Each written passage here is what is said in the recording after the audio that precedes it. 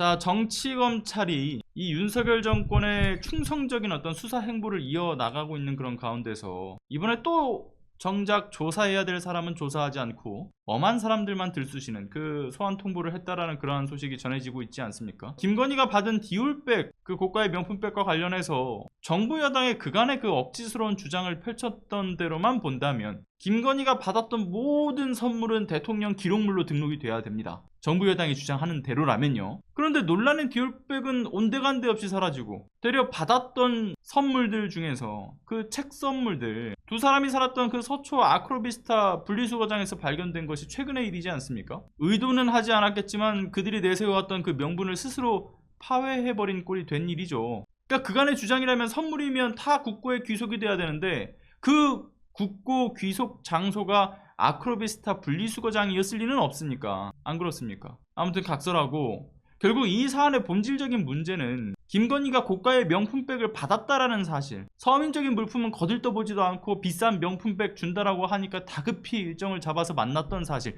이건 팩트지 않습니까? 다만 여기서 더 중요한 것은 이걸 윤석열이 언제 알았는가, 그리고 알았던 시점에 신고는 정확하게 이루어졌는가, 직무 관련성은 있었는가. 이에 따라서 윤석열은 청탁금지법 위반은 물론이고 형법상 뇌물죄 적용이 가능한 이 명백한 위법행위의 연결고리가 있다라는 점, 그게 하나고요. 그리고 또 하나, 김건희의 경우는 고위공직자 배우자로서 따로 명문화된 처벌 규정은 없죠. 그래서 뭐 책임은 피할 수 있다 뭐 이런 얘기도 나오지만, 다만 대통령의 권한을 김건희가 사유화해서 정말 심각하게 이권을 개입한, 이거 국정농단 시즌2지 않습니까?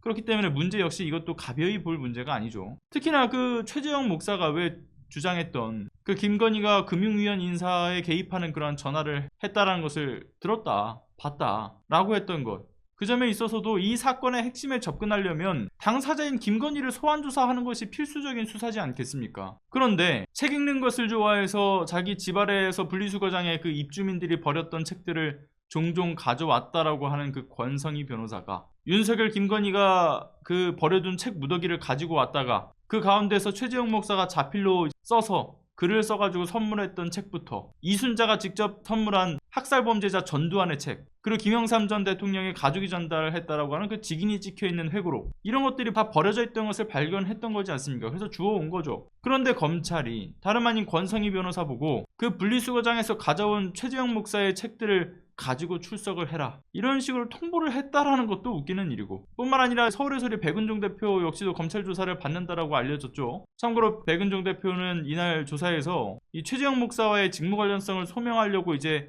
인사청탁 내용이 담겨있는 카카오톡 대화 내역, 이걸 추가적으로 제출을 하겠다라고 하는데, 중요한 것은 검찰은 이 두 사람에 대한 조사를 일단 먼저 하겠다, 그리고 그 두 사람에 대한 조사를 마치고서 김건희한테 적용할 법리를 어떤 걸 적용할지, 그리고 뭐 조사 방식을 어떤 식으로 할지에 대한 것을 결정하겠다라는 거잖아요. 그런데 여기서부터가 참 아이러니한 거예요. 명백하게 이것이 윤석열 대통령까지 연결되는 이 법적인 위법성 문제가 분명히 존재하는 것인데, 이거에 대한 수사의 과정에 있어서도 이 만인에게 평등해야 될 법이 달리 적용되는 모습을 보이고 있는 거 아닙니까?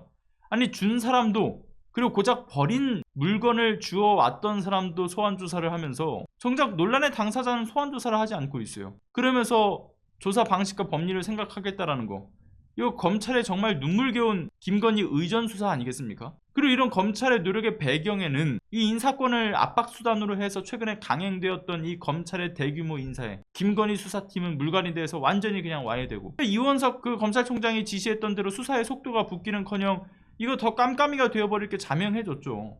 이미 거의 깜깜이가 되어 가고 있고요. 그러니 김건희는 또 해맑게 어제 그 화엄사지에서 열렸던 행사에서 앞서 채팅창에서도 올라왔지만 169일 만에 공개적으로 모습을 그냥 노골적으로 딱 드러냈어요. 막 웃으면서. 그런 파렴치한 모습을 드러내면서 이 분노한 여론들, 국민을 농락하고 있는 거 아닙니까? 그러니까 국민 감정 따위는 아무런 그 상관도 없다는 마인드, 자신과 관련된 비위 행위에 대한 그 어떤 소명도 없이 정말 뻔뻔스럽죠. 모든 게 자신들이 생각한 대로 다 잘 풀리고 있다 이렇게 생각하고 있지 않을까 싶어요. 그러나 반복되는 납득하기 어려운 비상식 행보들, 그 쌓여만 가는 정말 차고 넘치는 윤석열 탄핵 마일리지에 이 촛불 민심이 지엄한 심판을 내릴 거라는 것을 간과하고 있는 거라고 봅니다. 고작 저 한 줌 권력이 국민 무서운 줄을 모르는 거죠. 왜 이재명 대표가 지난 총선 시즌에 윤석열 패륜 정권에 대해서 이런 말을 하지 않았습니까? 국민 무서운 줄 모르면 회초리로 치고, 회초리로도 안 되면 몽둥이로 때려서라도 이 정신 차리게 해야 주인을 배반하지 않는다라고요. 그런데 총선만이 국민적 심판의 전부가 아니죠. 촛불을 들고 광장으로, 이 아스팔트 위로 나아가서 다시금 국민의 이름으로 새 역사를 쓰는 것이 정말 중요한 위기의 순간이라는 점,